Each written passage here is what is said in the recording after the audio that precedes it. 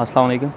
ये जो पीछे बूथ रखी हुई है ये इस वजह से है कि जो भी हमारे पास यूज़लेस वो होता है कपड़े वगैरह जिसको हम इस्तेमाल करके उसके बाद फेंक दिया जाता है, तो उसको कतईयन नहीं फेंकना चाहिए, उनको इस बॉक्सेस में डलवाना चाहिए, क्योंकि ऐसे लोग होते हैं जो इनके मोहताज होते हैं और उनको जो है ना हम you can say that recycle हो जाते हैं, उनको वापस यूज़ किया जाता है और इसके थ्रू आपको सवाब भी मिल जाएगा इंशाल्लाह। और बहुत सारी ऐसी चीज़ होते हैं जैसे शूज़, जैकेट्स या मुख्तलिफ़ किस्म और भी, जो आजकल आपको पता है कि ठंड का मौसम है, तो ऐसी चीज़ें होने चाहिए जो हम इन चीज़ों में डलवाएं तो हमारा सवाब भी हो जाएगा और दूसरे लोगों के काम भी आ जाएगी इंशाल्लाह। सर आपका क्या नाम है?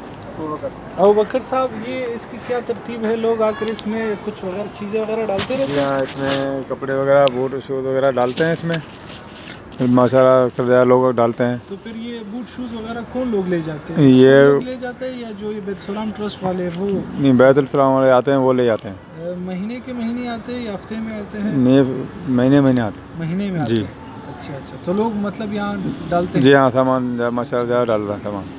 तो नाज़रीन, आप लोगों ने देखा कि माशाल्लाह ये यहाँ इन्होंने क्लोथिंग बैंक एक लगाया हुआ है और बिल्कुल जो चीज़ें हम लोग घर में पुरानी हो जाती है अक्सर लोग उसको फेंक देते हैं या वो वापस उनको देखकर कोई चीज़ बर्तन वगैरह ले लेते हैं।